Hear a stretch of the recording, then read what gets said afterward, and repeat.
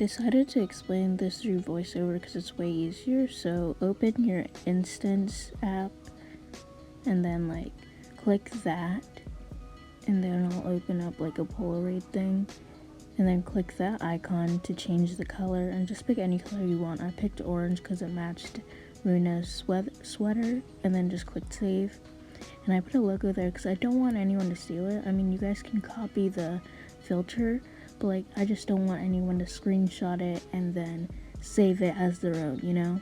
So you guys can copy the filter for your own Polaroid if you want. So I just feel like it matched the aesthetic.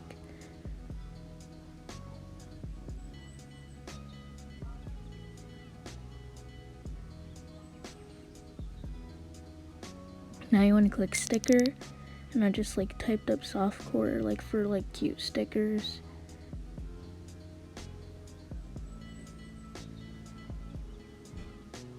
And that's basically it.